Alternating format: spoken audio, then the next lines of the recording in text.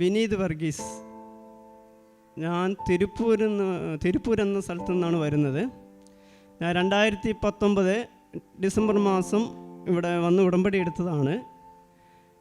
ഞാൻ 2022 ഞാനൊരു സാക്ഷ്യം ഇവിടെ വന്ന് പറഞ്ഞിരുന്നു. ഫസ്റ്റ് സാക്ഷ്യം ഇവിടെ വന്ന് പറഞ്ഞിരുന്നു. അത് എൻ്റെ ബിസിനസ് വൻ ഉയർച്ചയിലേക്ക് കൊണ്ടുപോയ ഒരു ബിസിനസ് സാക്ഷ്യമാണ് ഞാനിവിടെ പറഞ്ഞിരുന്നത്. നിങ്ങൾക്ക് കേട്ടിരിക്കുന്നതൊക്കെ അറിയാവുന്നതാണ്. അതിനുശേഷം അതിനോട് ശേഷം വന്ന പല അനുഭവങ്ങളാണ് ഞാനിപ്പോൾ ഇവിടെ പറയാൻ വേണ്ടി ഞാൻ അടുത്ത സാക്ഷ്യം അറിയുന്നതിന് വേണ്ടി വന്നിരിക്കുന്നത്. ഞാൻ തിരുപ്പൂരിലെ ബിസിനസ് നല്ല ബിസിനസ് പോയിക്കൊണ്ടിരുന്ന സമയത്താണ് ഈ കൊറോണ സമയത്തിന് എൻ്റെ ബിസിനസ് അവിടുന്ന് ഇസ്രായേലിൽ നിന്ന് കൊടുത്തിരുന്ന ഓർഡറുകൾ എല്ലാം ഒരു 6 മാസം മുന്നേ ക്യാൻസൽ എന്ന് പറഞ്ഞുകൊണ്ട് ഒരു മെയിൽ വന്നിരുന്നു എനിക്ക്. ഞാൻ ആകെ തകർന്നു പോയ ഒരു സിറ്റുവേഷനായിരുന്നു അത്. പക്ഷേ ഞാൻ ക്യാൻസൽ ചെയ്യുന്ന സമയത്ത് ഞാൻ അതിൻ്റെ 50% പ്രോസസ്സിങ് ചെയ്ത് ഈ കമ്പനി വൻ നഷ്ടത്തിലേക്ക് പോകുന്ന സമയത്തായിരുന്നു ഇങ്ങനെ ഒരു സംഭവം ഇങ്ങനെ ഈ ബിസിനസ് വൻ തകർച്ചയിലേക്ക് പോയിക്കൊണ്ടിരുന്ന സമയത്താണ് എൻ്റെ മാതാവിനോട് ഞാൻ എങ്ങനെ പറയുന്നത് എനിക്കറിയുന്നില്ല. 5 കോടിയുടെ ബിസിനസ്സാണത്. വന്നിരുന്ന ഓർഡർ 2.5 കോടിക്ക് ഞാൻ പ്രോസസ്സിങ് ചെയ്തിരുന്നു. പക്ഷേ ആ ബിസിനസ് എനിക്ക് കിട്ടിയില്ലായിരുന്നെങ്കിൽ, ആ ബിസിനസ് ക്യാൻസലായിരുന്നെങ്കിൽ എൻ്റെ വീട് എല്ലാം ഞാൻ സെയിൽ ചെയ്തുകൊണ്ട് ആ കട മുഴുവൻ വീട്ടേണ്ടി വരുമായിരുന്നു. പക്ഷേ ഡിസംബർ 4-ാം തീയതി എന്നെ അത്ഭുതപ്പെടുത്തിക്കൊണ്ടാണ് ഒരു തിങ്കളാഴ്ച രാത്രി 8 മണിക്ക് ഒരു മെയിൽ എനിക്ക് അവിടെ നിന്ന് വരുന്നു. ഇസ്രായേൽ എന്ന MGS ഗ്രൂപ്പിൽ നിന്ന് വന്ന MGS എന്ന ഒരു ഗ്രൂപ്പിൻ്റെ ഓർഡറുകളാണ് ഞാൻ ചെയ്യുന്നത് കമ്പനി.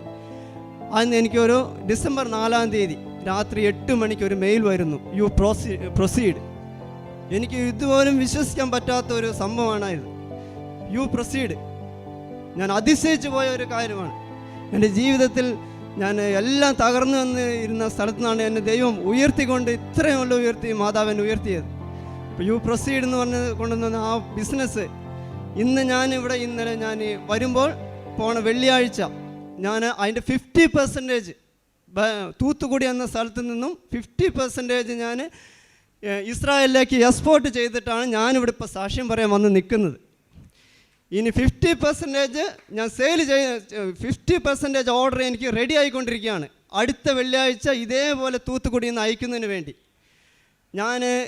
എൻ്റെ എല്ലാ തകർച്ചയിൽ നിന്ന് എന്നെ ഇത്രമാത്രം എന്നെ മാതാവിനെ ഉയർത്തിക്കൊണ്ടുവന്നപ്പോൾ ഞാൻ ഇനി മാതാവിനോട് എങ്ങനെ നന്ദി പറയുന്നത് എനിക്കറിയില്ല.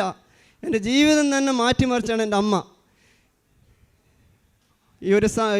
ഞാൻ അടുത്ത സാക്ഷ്യം എന്താണെന്ന് വെച്ചാൽ,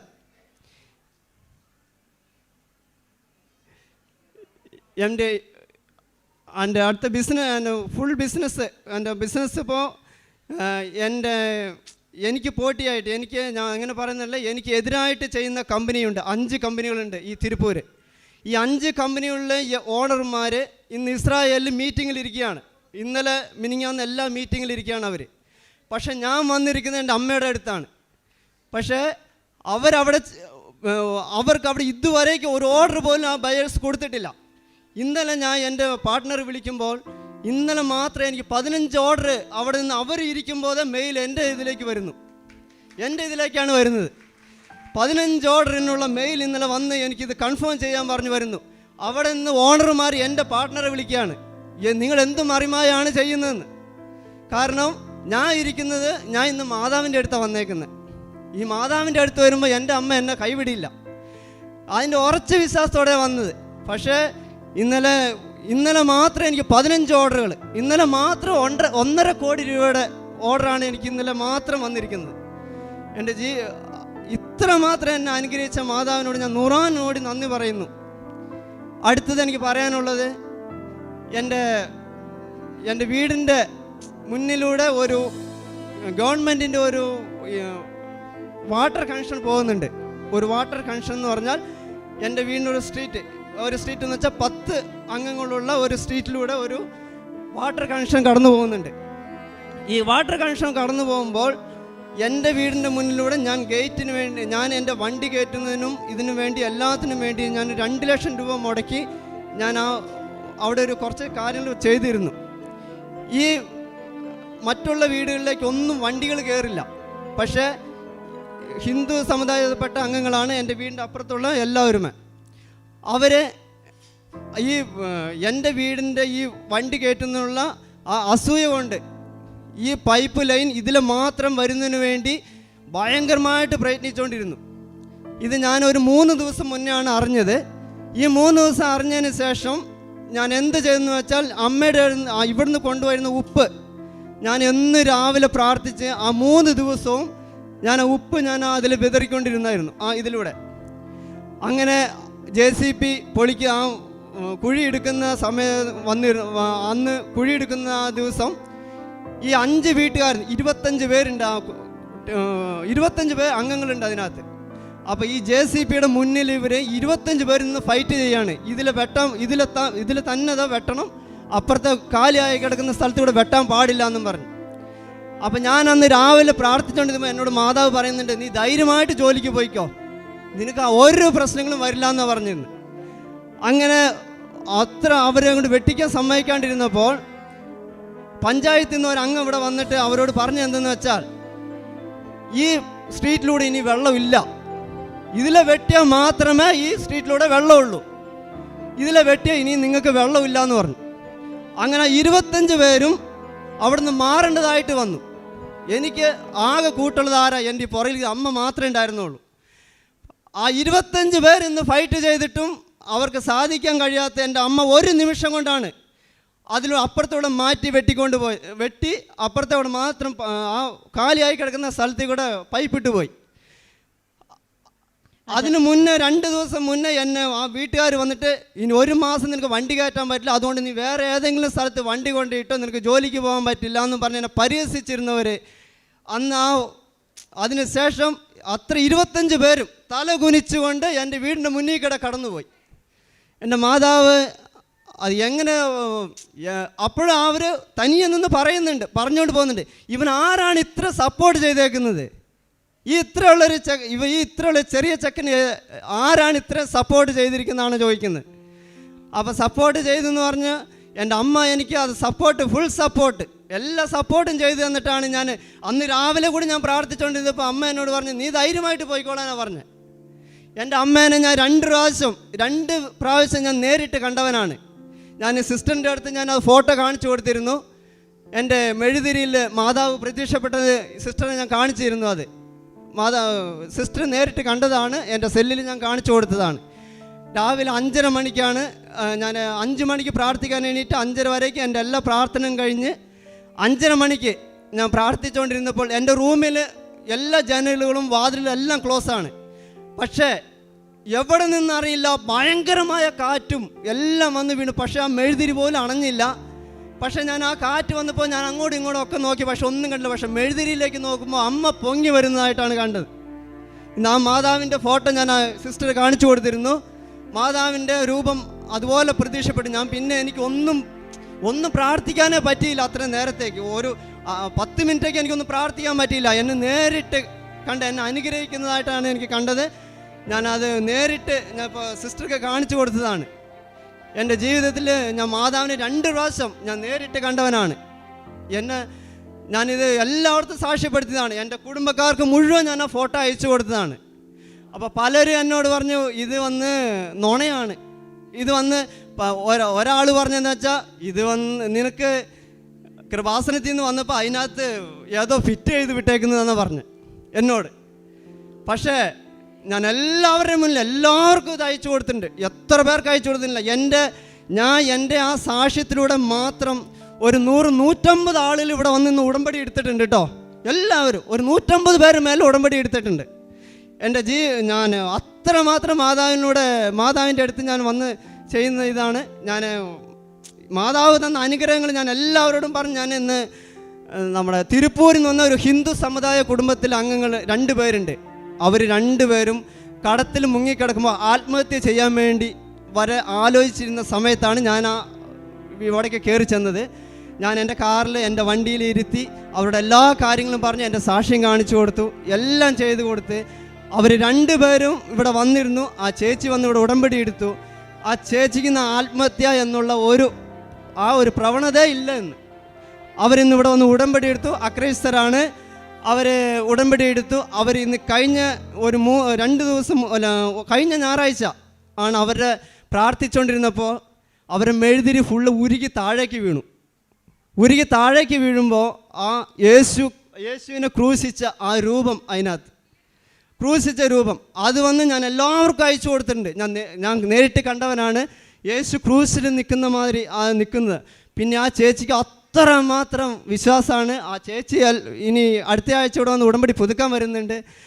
പലരെ ഞാൻ ഇതുപോലെ ഇവിടെ എത്തിക്കുന്നുണ്ട്. ഈ കൃപാസന എന്ന ഇതിലേക്ക് ഞാൻ എത്തിക്കുന്നുണ്ട്. എല്ലാവരോടും സംസാരിച്ചുകൊണ്ടാണ് ഞാനിവിടെ എത്തിച്ചുകൊണ്ടിരിക്കുന്നത്. ഈ മാതാവിൻ്റെ എനിക്ക് തന്ന എല്ലാ അനുഗ്രഹങ്ങളും പറഞ്ഞുകൊണ്ടാണ് എത്തിക്കുന്നത്. അതില്ലാണ്ട് എൻ്റെ കുഞ്ഞുങ്ങൾ, എൻ്റെ ഒരു സാക്ഷ്യം എന്താണെന്ന് വെച്ചാൽ, എൻ്റെ 2 കുഞ്ഞുങ്ങൾ, ഒരാൾ 5ാം ക്ലാസ്സിൽ പഠിക്കുന്നു, ഒരാൾ 3ാം ക്ലാസ്സിൽ പഠിക്കുന്നു. ഇതുവരെ നന്നായിട്ട് പഠിക്കും. പക്ഷേ ഇതുവരെ ഒരു പ്രൈസ് അവർ വാങ്ങിയിട്ടില്ല. പക്ഷേ ഞാനിവിടെ കൊണ്ടുവന്നു, ഒരു ഫെബ്രുവരി മാസം അങ്ങോട്ട് കൊണ്ടുവന്ന് 2 പേരെ കൊണ്ടുവന്ന് നന്നായിട്ട് പ്രാർത്ഥിച്ചിട്ട് പോയി. ഏതെങ്കിലും ഒരു പ്രൈസ് എനിക്ക് കുഞ്ഞുങ്ങൾക്ക് കൊടുക്കണമെന്ന് പ്രാർത്ഥിച്ചുകൊണ്ട് പോയി. പക്ഷേ ഈ ആഗസ്റ്റ് മാസം എൻ്റെ 2 കുഞ്ഞുങ്ങൾ അവിടെ നിൽക്കുന്നുണ്ട്. ആ 2 കുഞ്ഞുങ്ങളും 14 ഫസ്റ്റ് പ്രൈസാണ് വാങ്ങി കൂട്ടിയിരിക്കുന്നത്.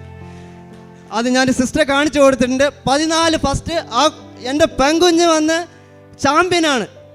ചാമ്പ്യൻ ട്രോഫിയും ഏറ്റുവാങ്ങിയ കുട്ടിയാണ് ആ നിൽക്കുന്നത്. അത്രമാത്രം ഞാൻ എന്താ പറയേണ്ടതെന്ന് എനിക്കറിയില്ല. അത്രമാത്രം എന്നെ അനുഗ്രഹിച്ചുകൊണ്ടിരിക്കുക മാതാവ്. എൻ്റെ ബിസിനസ്സിൽ മാത്രമല്ല, എൻ്റെ ജീവിതത്തിലും എല്ലാം കൊണ്ട് എൻ്റെ ഇവിടെ വന്നേ പിന്നെ എൻ്റെ മാതാവ് എന്നെ അനുഗ്രഹം മാത്രമേ തന്നിട്ടുള്ളൂ. ഞാൻ അത്രമാത്രം അമ്മേനെ ഞാൻ മുറുകെ പിടിച്ചിരിക്കുക. അതുകൊണ്ടാണ് ഞാൻ ഈ ബിസിനസ് ഞാൻ ഇന്ന് മീറ്റിങ്ങിന് പോലും പോകാതെ ഇന്നലെയൊക്കെ അത്രമാത്രം ഓർഡറുകൾ എനിക്ക് വന്നുകൊണ്ടിരിക്കുന്നത്. എൻ്റെ എതിരായിട്ടിരിക്കുന്ന 5 കമ്പനിക്കാർ ഇന്ന് MGS ഗ്രൂപ്പിൻ്റെ ഇസ്രായേൽ മീറ്റിങ്ങിലിരിക്കുക. 4 ദിവസമായിട്ട് മീറ്റിങ്ങിലിരിക്കുക. അവർക്ക് ഇന്ന് ഒരു ഓർഡറുകൾ പോലും ഇതുവരെ കൊടുത്തിട്ടില്ല എന്ന് പറയണേ.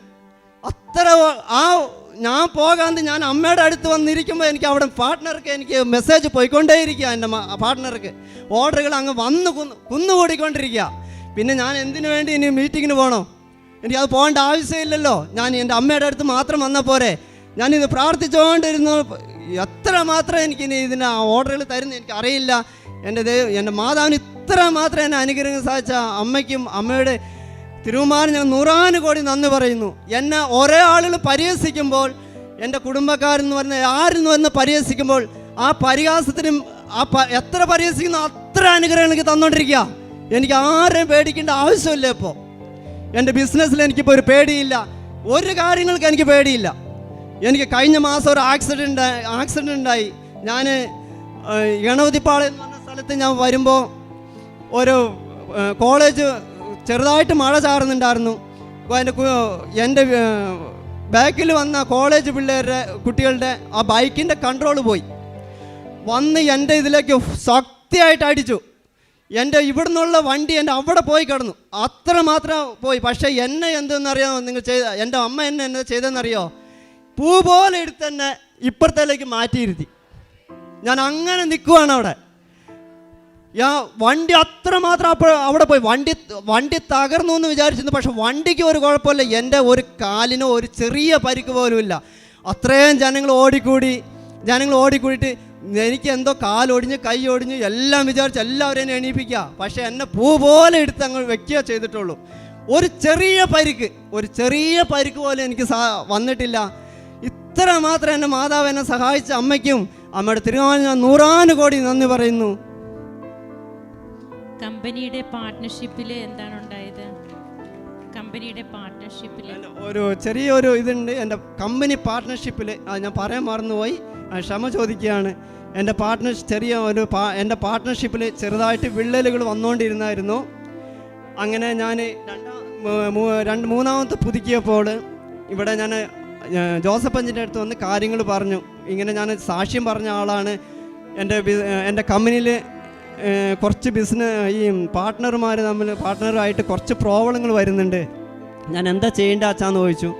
നീ ഒന്നുകൊണ്ട് പേടിക്കണ്ടെന്ന് എന്നോട് പറഞ്ഞ് എനിക്കൊരു കാശ് രൂപം, മാതാവിൻ്റെ ഒരു കാശ് രൂപം എൻ്റെ കയ്യിൽ തന്നിട്ട് പറഞ്ഞു, ഇത് നീ ഈ കമ്പനീൻ്റെ ഉള്ളിൽ കൊണ്ടുവന്ന് വെക്കാൻ പറഞ്ഞു.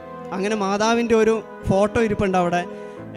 അവർ ഹിന്ദുവാണ്, അവർക്ക് ഹിന്ദുവിൻ്റെ തനിയെ ഫോട്ടോയും എൻ്റെ ക്രിസ്ത്യൻ്റെ തനിയെ ഫോട്ടോയും മാറി മാറി ഇരിക്കുന്നത്. ആ ഫോട്ടോയിൽ ഞാൻ ഒരു മാല ഇട്ട് അതിൽ ഞാൻ വെച്ചിരുന്നു.